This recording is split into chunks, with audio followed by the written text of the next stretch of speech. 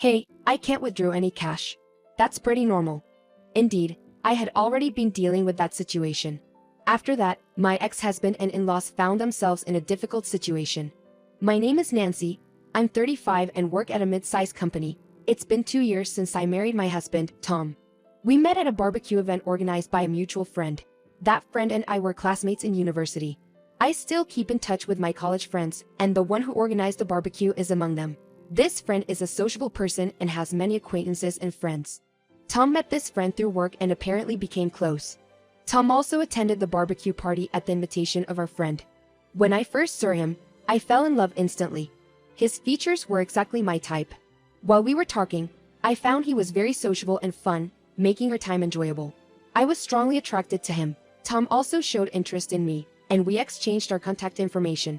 After that, he started inviting me out for dinners and dates. I was very happy about his proactive approach. Gradually, we grew closer, and at one point, he confessed that he loved me, and we started dating. My relationship with Tom was very overjoyed. He treated me with the utmost care, always meticulously planning our dates. I came to love him more and more. About a year into our relationship, he proposed to me. "Nancy, you're so important to me that I truly want to marry you. I want you to be by my side forever. Will you marry me?" he said, presenting a ring. At that moment, I was so happy and moved and I couldn't stop crying. "Yes, of course. I'm looking forward to our future together." That's how we decided to get married. I went to visit my parents' graves to report about my marriage. "Mom, Dad, I'm getting married. I can finally give you peace of mind. Sorry for making you wait so long. My parents are no longer in this world. My mother passed away due to illness when I was in high school, and my father died 7 years ago. Being an only child with no other relatives, I was completely alone. If possible, I would have liked to tell my father about my marriage before he had gone. But at that time, I was immersed in my work and didn't even have a partner, let alone a romantic relationship. My father often said, "You should get married soon," but sometimes I thought those words were annoying. If I had known he would pass away, I might have heeded his words and found someone to marry. But it was too late for regrets. My father passed away suddenly due to illness. Though it was late, I was happy and relieved to be getting married. Tom also wanted to greet my parents, so we visited their graves together. "Father-in-law, mother-in-law in heaven, I will make Nancy happy. Please rest assured." I felt reassured seeing him pray with such a promise. Afterward, we visited Tom's parents' home to greet them. "Nice to meet you. I am Nancy." "Ah, welcome. Please come in." His parents welcomed me with warm smiles.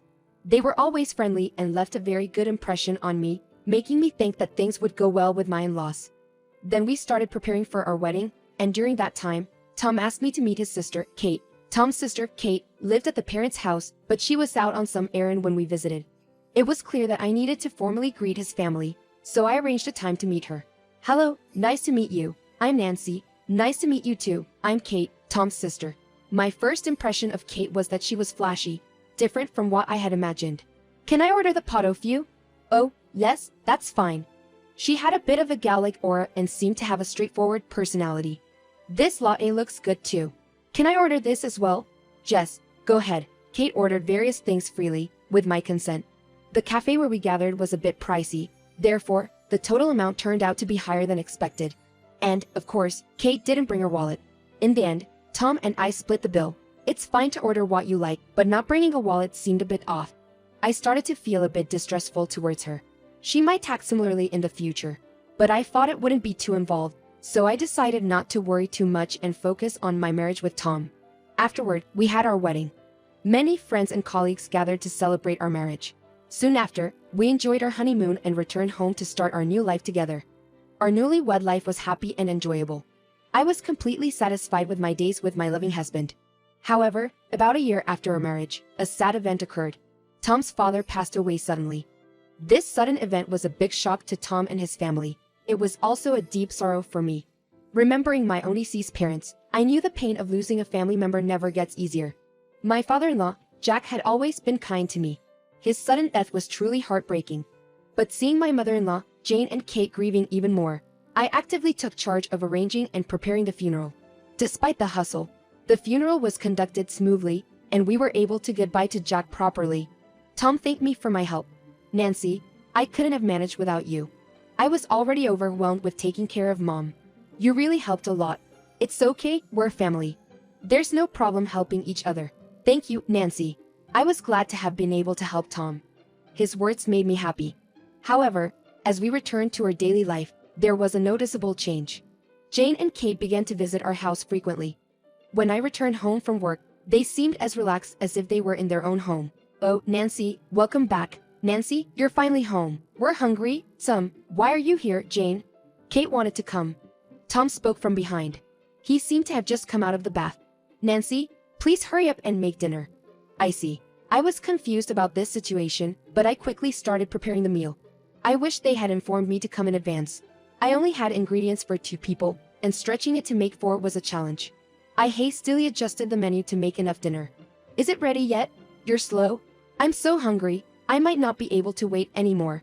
Tom, Jane, and Kate complained in this way. I couldn't understand why they were blaming me when I had hurried to cook the meal. I wish they could consider my situation, coming home tired and having to cook more than planned. I had a lot to say but held back. I thought the visit from Jane and Kate that day was a coincidence. However, they kept coming frequently. Moreover, Tom had given them a key to our house without telling me, allowing them even more freedom to come and go. Jane and Kate would come over any day of the week, help themselves to food in the fridge, and relax watching TV in our absence. I realized this when I found trash from cup noodles that we hadn't eaten. Why did you give the house keys to your mother and sister? Can't you ask them to stop coming in freely? I asked Tom, but he didn't seem to understand why this was a problem.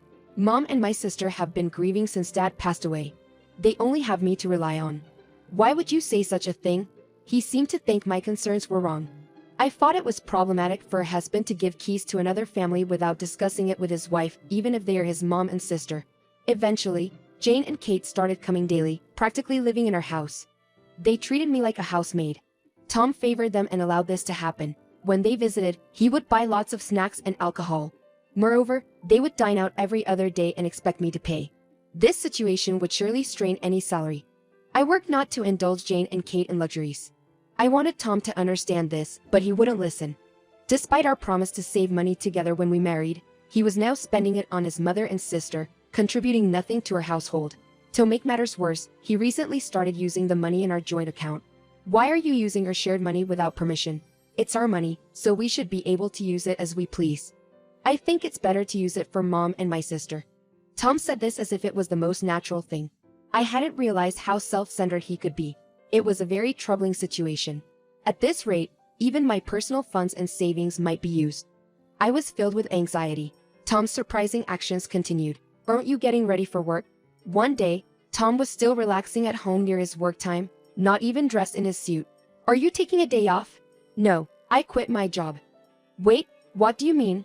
Because if I work, I won't have time to spend with Mom and Kate. What are you saying? If you quit your job, our income will decrease. You realize that means less money for you to spend, right? You just need to save more. What? Anyway, go to work. Oh, and leave $100 for lunch money. I don't need that much. $10 per person, $30 total should be enough. And I'm not leaving any money. That's ridiculous. Leave it. No way. I have to go to work. Tom grumbled something, but I ignored him and headed to work. That night, I was greeted by a smirking Tom, Jane, and Kate.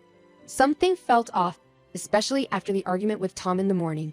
Then Tom suddenly presented something to me. It was my account balance receipt and my own credit card, which I kept in a small safe in my closet.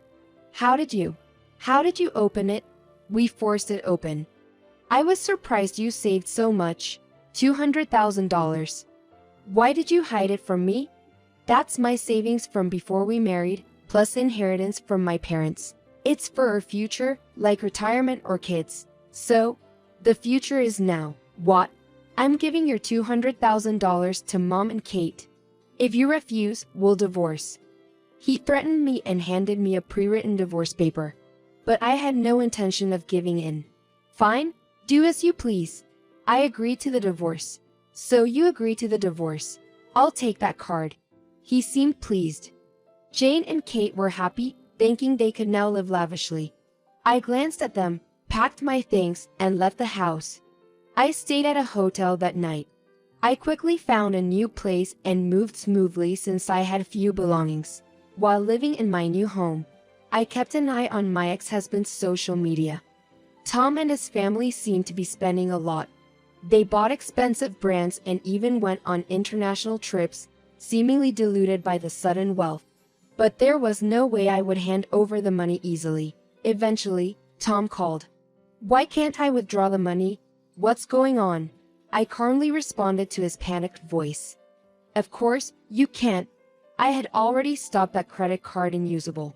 I haven't changed account holder's name so I could stop it. It was good to have been cautious. So, I can't use that card anymore?" "Of course not. We've already spent a lot. That's your problem. Don't involve me anymore. Goodbye." I hung up and blocked his number. Later, Tom and their family fell into hardship. They accumulated massive debts and were struggling with full-time jobs and repayments. Despite their tough life, Jane and Kate couldn't give up luxuries and kept borrowing money for expensive items, worsening their debts. It was all their doing.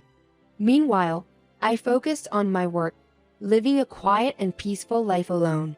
I was even promoted. I'm determined to work harder and aim for success.